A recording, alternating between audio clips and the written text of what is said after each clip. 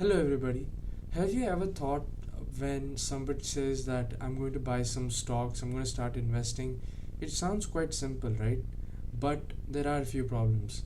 How will you pick a company that's going to succeed?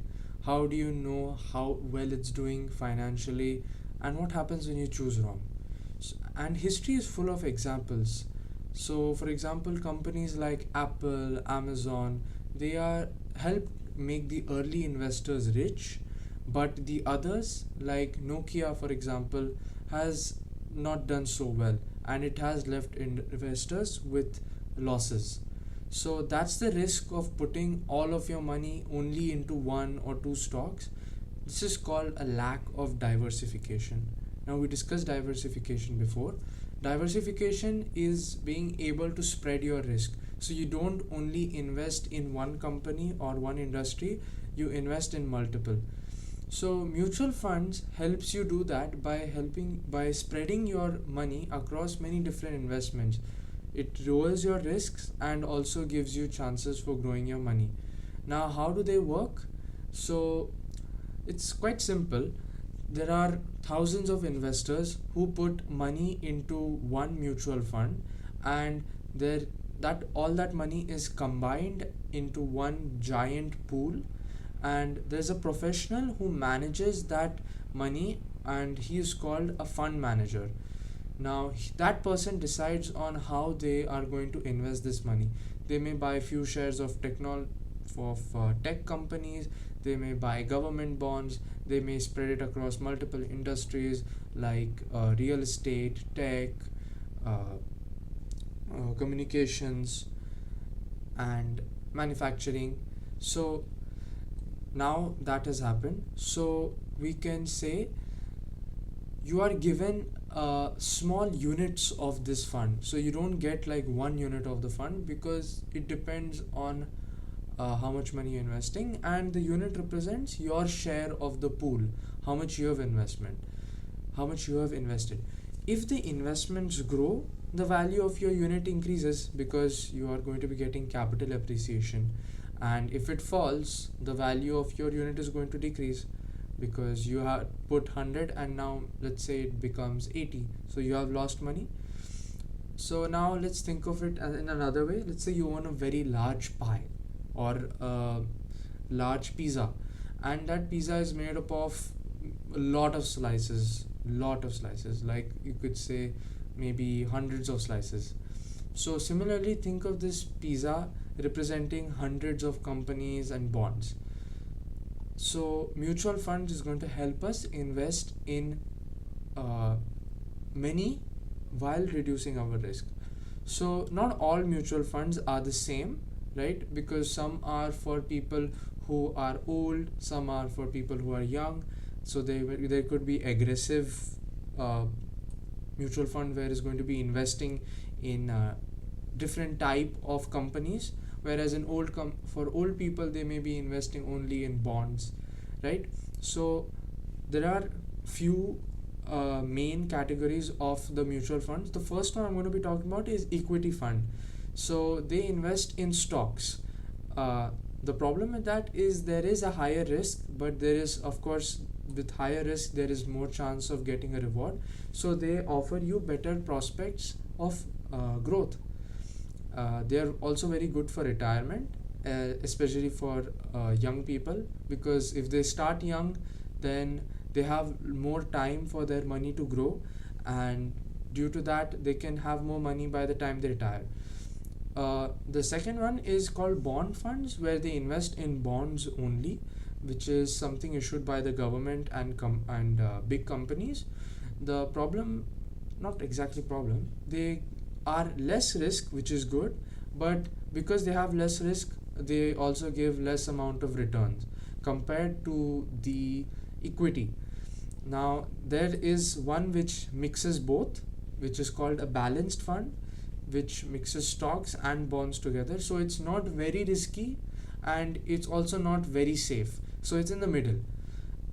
Another one is called an index fund. So this is a kind of an equity fund, but it's a special kind of an equity fund.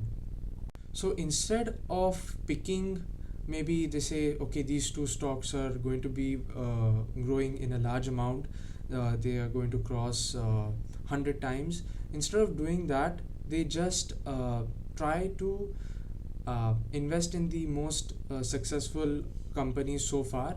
They copy a market index, which, like for example, in India you have Nifty 50, in US there is S&P 500. uh, the good thing with that is there's cheaper fees, it's very simple to understand, and it's very reliable. One of the very well-known investors, Warren Buffett, has often recommended many people to invest in index funds because they're quite simple and easy to understand. Now, I'm talking about mutual funds. So, what are the advantages? So, one advantage is, of course, the diversification that you get. You don't invest in only one type of stock. So, if that stock does not do good, then you lose all your money. It's quite balanced. So, it invests in stocks, in bonds, in all different types of investments. So, you spread your risk. Then there is a professional management person.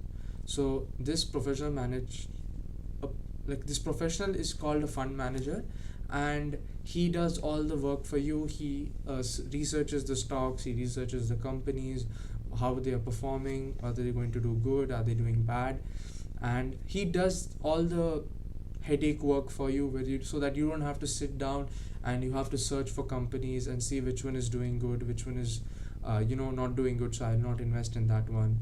And it's quite easy to access. You don't need a lot of money to start. You can start with quite small denominations, like maybe $50 or $100. It depends from different regions, different countries, and the type of mutual fund. There's also liquidity, which is very important. For example, the market is falling like the market is falling and your investment is losing value. You want to be able to sell it and get as much money as you can. But if you have investments that are illiquid, meaning you cannot sell them easily, they will take a lot of time to sell, and by the time you get it, it could be lower than the amount which you invested, which is something like bad for you, because you're going to lose money. Now, of course, not everything is perfect. Mutual funds also have their downsides. So one is the fees, because you have this fund manager doing all this work for you. He's going to charge you a fee based on your based on your capital, how much you have invested. It's called an expense ratio, and sometimes high fees can eat into your profit. So uh, you have to be very careful in which one you're investing in.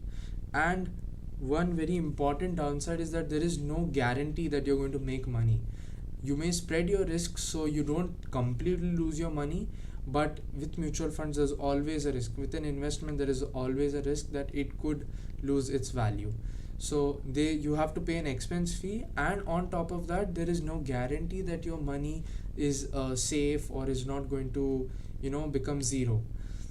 Another important thing is you don't get the control in which stocks or which industry the fund manager is investing in, because it's decided by that person, and whatever research is done, he may not agree with what you have to say.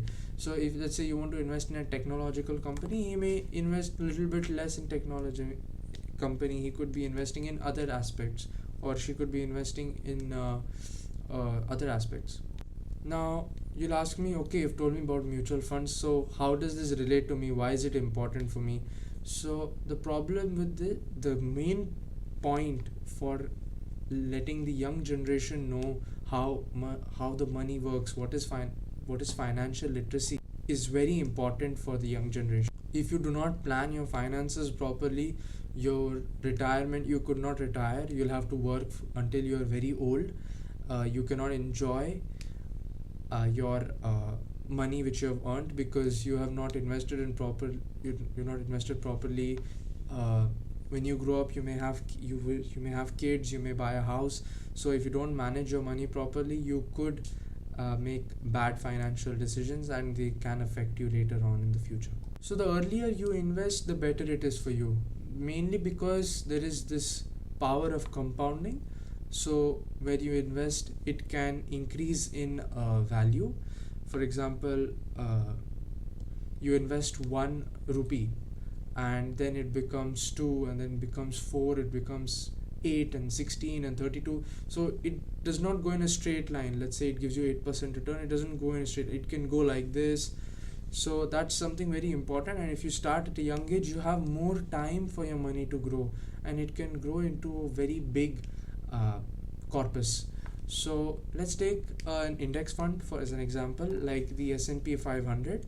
If you had invested, let's say, $1,000 30 years back, today it would be worth $15,000, which is 150 times of what it was. Sorry, 15 times of what it was, with all the financial crisis, all the ups and downs. So that is something very important. And mutual funds, they're quite simple, and they help provide you steady growth over time. So just to summarize what mutual funds are a way for you to invest your money by pooling it with a lot of people, like thousands of people, and professionals manage that money for you. Though they may not be perfect, they can make mistakes, they're human. uh, they will try to help you build your wealth through investing in stocks and bonds, index funds, which is great because you don't have the headache, and you could be misinformed on something, so that can really help eliminate your losses. That will be all. Thank you for watching. Bye bye.